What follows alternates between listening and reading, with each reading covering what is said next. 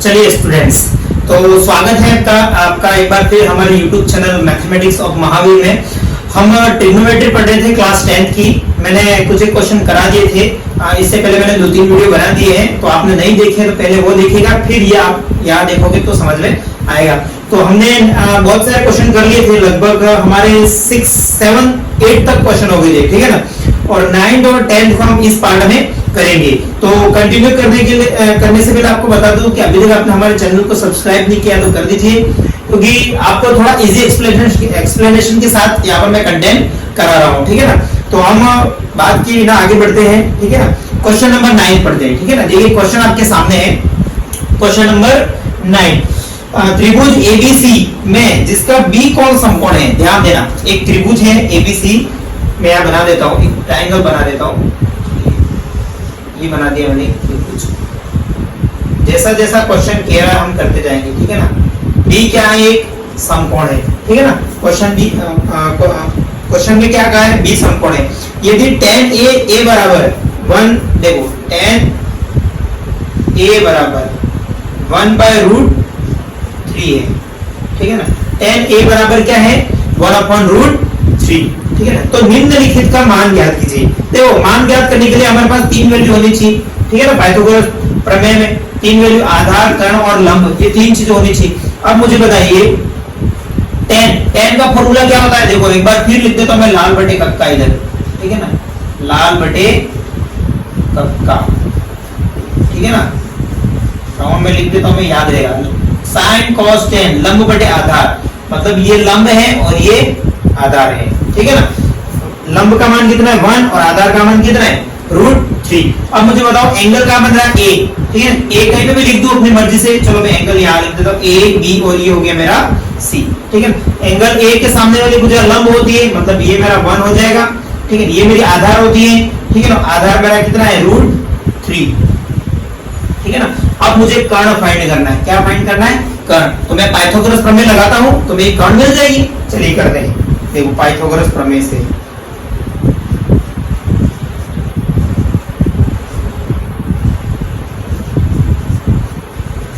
क्या है पाइथागोरस प्रमेय, कर्ण का स्क्वायर बराबर आधार का स्क्वायर प्लस लंब का स्क्वायर, ठीक है ना। तो चलिए रखते हैं कर्ण का स्क्वायर मतलब एसी का स्क्वायर, जो मुझे फाइंड करना है, ठीक है ना। आधार का स्क्वायर मतलब √3 का स्क्वायर प्लस लंब का स्क्वायर मतलब किसका स्क्वायर, 1 का स्क्वायर। देखिए मुझे एसी फाइंड करना है, चलो कर दे।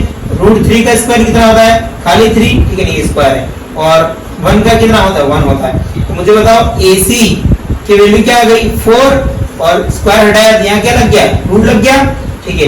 तो एसी की वैल्यू मेरे पास क्या आ गई 2, क्या आ गई 2, मतलब मेरा एसी फाइंड हो गया कितना 2। ये मेरी 3 वैल्यू निकल गई, ठीक है। मैंने क्या क्या निकाल दिया, आधार निकाल दिया, लंब निकाले और कर्ण निकाल दिया, तीनों मिल गया मुझे। अब जो हमें पूछा है उसका मान हम रखते जाते, ठीक है। क्या पूछा था, साइन पार्ट फर्स्ट ए है, ठीक है ना।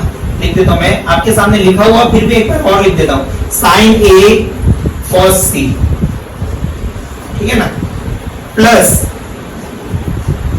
कॉस ए साइन सी, यही कहा है ना। चलिए तो हम इसका करते हैं आगे, ठीक है ना।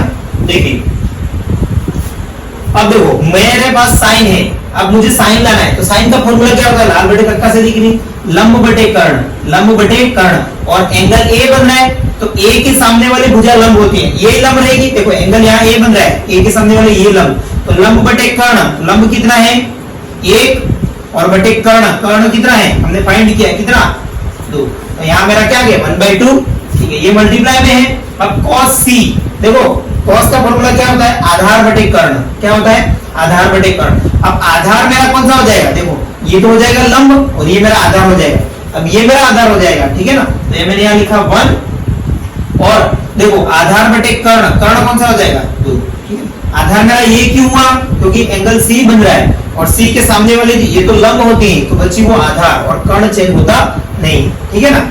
अब देखिए ये आगे मेरे प्लस cos a, देखो cos का मतलब है, cos का फॉर्मूला क्या होता है आधार बटे कर्ण, और एंगल a बन रहा है, तो आधार बटे कर्ण, तो ये तो मेरा लंब हो गया, आधार कौन सा हो गया √3 बटे, अब कर्ण कौन सा हो जाएगा ये मल्टीप्लाई साइन सी, साइन का फॉर्मूला क्या होता है लंब बटे कर्ण, और सी बन रहा है तो सी के सामने वाली लंब ये हो जाएगी तो √3 ये हो जाएगा, और कर्ण कौन सा हो जाएगा 2।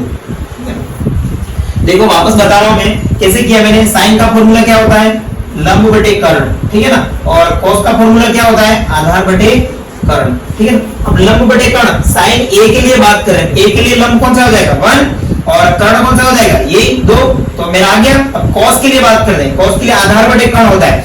अब कॉस सी की बात कर रहे हैं, तो सी के सामने वाली भुजा क्या होती है लंब, आधार मेरा ये हो जाएगा, तो आधार बटे कर्ण, तो आधार बटे कर्ण कौन सा हो जाएगा आधार 1 और कर्ण ये 1/2, ये आ गया। सेम एज इट इज यही बात। अगर cos a की बात कर रहे हैं, क्या बात कर रहे हैं cos a की, अब देखिए a ये रहा, a के सामने वाली भुजा लंब, ये मेरा लंब है, ये मेरा आधार है। अब बात कर रहे हैं cos की, तो आधार बटे कर्ण, आधार ये हो जाएगा और कर्ण ये हो जाएगा, √3/2, ठीक है ना। सेम साइन का क्या हो जाएगा लंब बटे कर्ण, तो लंब कौन सा हो जाएगा c के लिए ये वाला, और कर्ण कौन सा हो जाएगा ये √3/2। अब आगे मल्टीप्लाई करते हैं, ठीक है ना।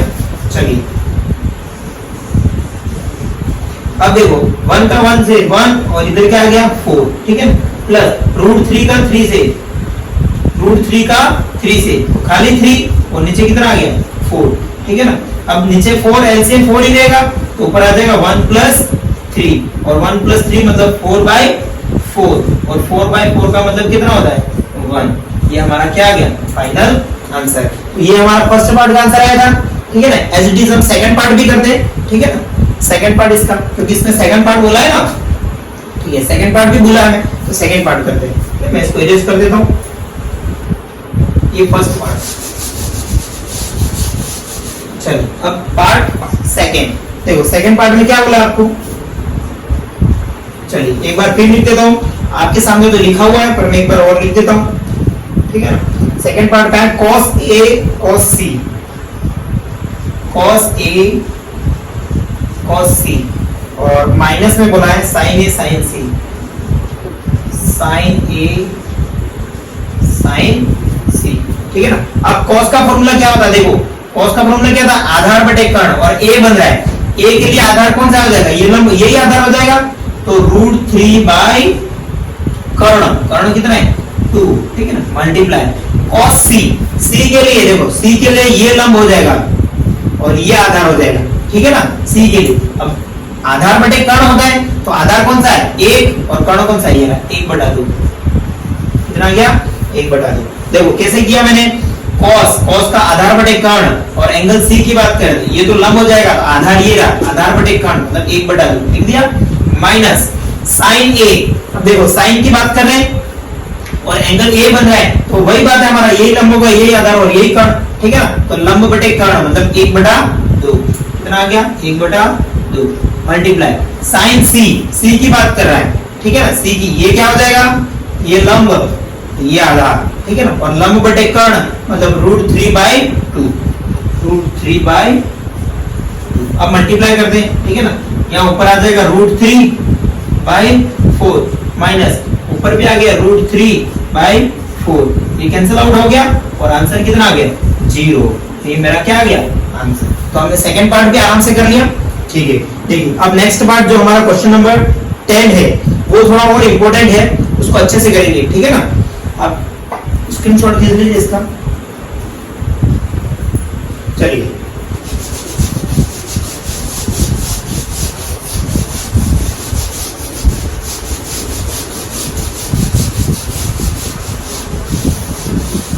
अब क्वेश्चन नंबर 10 इंपॉर्टेंट है एग्जाम के पॉइंट ऑफ व्यू से, ठीक है ना। क्या कहा है, त्रिभुज PQR में, ठीक है ना, एक ट्रायंगल बना देता हूं मैं, ठीक है, PQR में, ठीक है ना, जिसका Q कोण समकोण है, ठीक है ना, ये Q को समकोण, मैंने Q यहां लिखा, ठीक है ना। Q कोण क्या है समकोण है, PR + QR बराबर 25 सेंटीमीटर है, जो हमें दिया है। देखो PR + QR बराबर कितना सेंटीमीटर है 25 सेंटीमीटर, ठीक है, ये चीज हमें दे रखी है। देखो मतलब PR और QR इन दोनों की वैल्यू कितनी 25 सेंटीमीटर, ठीक है ना। और PQ बराबर 5 सेंटीमीटर है। PQ बराबर 5 सेंटीमीटर, मतलब PQ का ये रहा, मतलब ये वैल्यू दे रखी है 5 सेंटीमीटर, ठीक है ना। चलिए next, sin P, cos P और tan P के मान ज्ञात कीजिए। अब देखिए हमारे पास दो वैल्यू आती थी हर टाइम, यहाँ पर कितनी वैल्यू आ रही है, एक ही वैल्यू दे रखी हो, दो अननोन कर दिए। अब दो अननोन कर दिए तो अब कैसे निकालने रहा, ठीक है ना। तो हम पाइथागोरस प्रमेय लगाते हैं, हो सकता है हम जैसे जैसे करते जाए ऐसे आता जाएगा। तो सबसे पहले मैं पाइथागोरस प्रमेय लगाता हूं, ठीक है ना। पाइथागोरस प्रमेय क्या होती है, कर्ण का स्क्वायर बराबर आधार का स्क्वायर प्लस लंब का स्क्वायर, ठीक है ना। ये मेरी क्या है, पाइथागोरस प्रमेय, ठीक है। अब देखो कर्ण का स्क्वायर मतलब कौन सा कर्ण, ये रहा PR का स्क्वायर, PR का स्क्वायर बराबर आधार का स्क्वायर मतलब किसका स्क्वायर, QR का स्क्वायर प्लस लंब का स्क्वायर मतलब 5 का स्क्वायर, कितना होता है 25। सीधा कर देता हूं, ठीक है मैं। अब देखो इसको मैं यहां भेज देता हूं, 25 को इधर ही रहने देता हूं। तो PR square minus QR square कितनी आ गई वैल्यू 25, ये लाइन आई, ठीक है ना। PR का स्क्वायर माइनस QR का स्क्वायर क्या आया 25। अब देखो, अब थोड़ा सा आइडिया लगाओ, देखो ये क्या, यहां से कोई फॉर्मूला मिल रहा है, PR का स्क्वायर माइनस QR का स्क्वायर मतलब A square minus B square, A square minus B square क्या होता है A plus B, A minus B, ठीक है। मैं लिख देता हूं, देखो A square minus B square क्या होता है A प्लस B, और एक बार माइनस में एक A माइनस B, ठीक है। एक बार प्लस में एक बार माइनस में मल्टीप्लाई में, ठीक है। A और B यही होती है, मतलब A मेरा ये है और B मेरा ये है।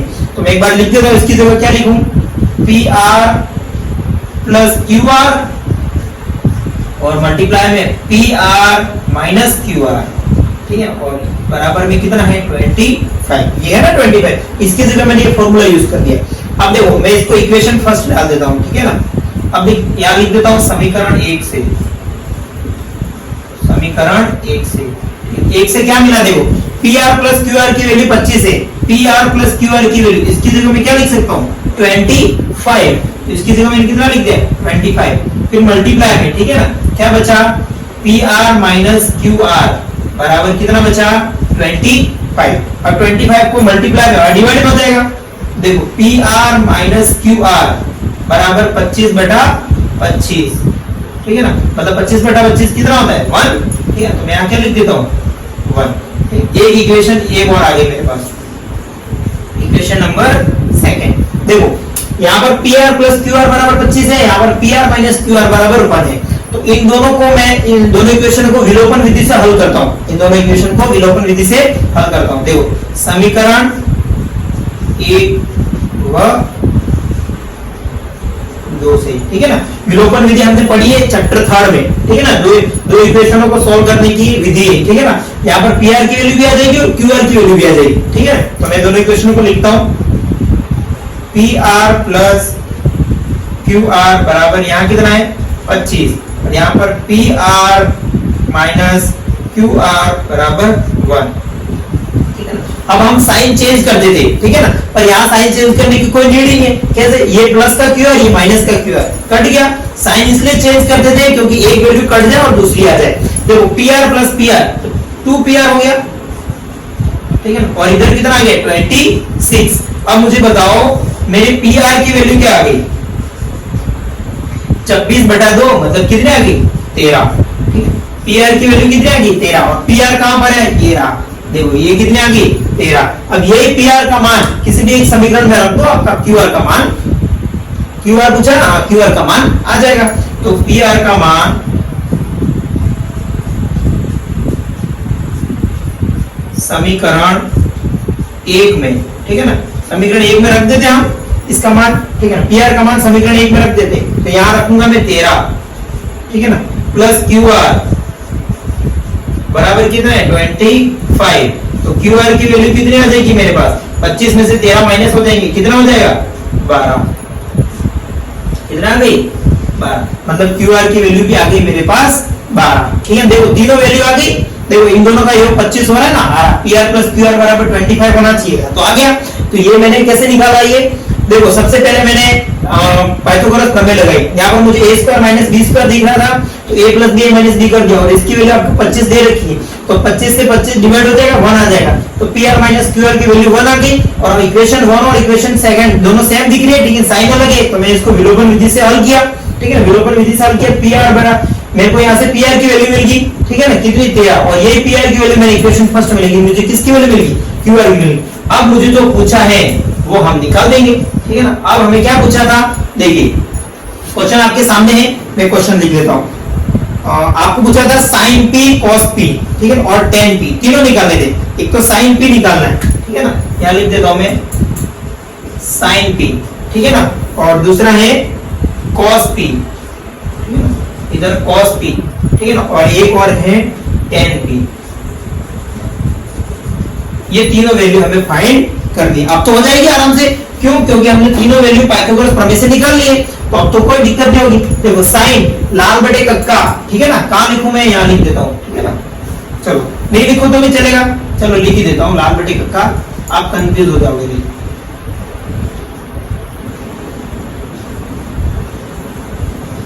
लाल बटे कक्का, साइन का क्या होता है, लंब बटे कर्ण, ठीक है, लंब बटे कर्ण। देखो cos का क्या होता है, आधार बटे कर्ण, आधार बटे कर्ण, और tan का क्या होता है, लंब बटे आधार, ठीक है ना। अब हम यहाँ पर एक वैल्यू निकालते हैं, चलो अब sin p की बात कर रहा है, मतलब एंगल क्या बन रहा है p पर, देखो p p p p ये रहा, और p के सामने वाली भुजा क्या होती है, ठीक है ना, p के सामने वाली भुजा क्या होती है, लंब, तो मैं इसको लिख देता हूं लंब, और ये मेरा आधार हो जाएगा, और ये मेरा कर्ण है इसे, ठीक है ना, तीनों लिख दे। sin p, ठीक है, p की वैल्यू लंब ये रहा, तो लंब का मान कितना आ जाएगा 12, और कर्ण का मान 13, तो इसका आंसर आ गया 12/13, ठीक है, आराम से। cos p एंगल यही बन रहा है, तो लंब यही होगा, आधार यही होगा, ठीक है ना। cos की बात करें, आधार बटे कर्ण, आधार कौन सा है 5, और कर्ण कौन सा है 13, तो इसका आंसर आ गया 5/13, ठीक है। tan p एंगल यही बन रहा है, लंब यही होगा, आधार यही होगा, लंब बटे आधार मतलब 12/5, ठीक है, 12/5, ये हमारा हो गया फाइनल आंसर। तो कितना बड़ा सवाल था, और एग्जाम के लिए बहुत मोस्ट इंपोर्टेंट है, ठीक है ना। अब देखिए सबसे पहले मेरे पास इतना ये मान था और यही मान था, अब एक वैल्यू अननोन थी, दो वैल्यू निकालनी थी, तो जाहिर सी बात है इक्वेशन बन जाएगी। इक्वेशन बन गई, मैंने विलोपन विधि से हल की, मेरे को PR की वैल्यू मिल गई, ये PR मैंने इक्वेशन फर्स्ट में लिखी, मेरे को QR की वैल्यू मिल गई, और QR PR और PQ सब आ गए मेरे पास। सब आने के बाद मेरे को ये निकालने में कोई दिक्कत नहीं, क्योंकि मैंने आपको ये अच्छे से बताया कि एंगल जहां बन रहा है उसके सामने वाली भुजा लंब होती है। तो ये हमारी 8.1 एक्सरसाइज एंड होती है। जो लास्ट क्वेश्चन है 11, वो तो ट्रू एंड फॉल्स वाला है, वो ज्यादा कोई इंपोर्टेंट है नहीं, तो मैंने यहाँ तक करा दिया, आपको 10 क्वेश्चन अच्छे से समझ में आए हो।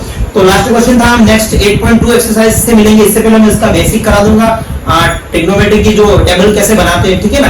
तो वीडियो को लाइक करें, सब्सक्राइब करें और ज्यादा से ज्यादा शेयर करें, ठीक है। Thank you, best of luck.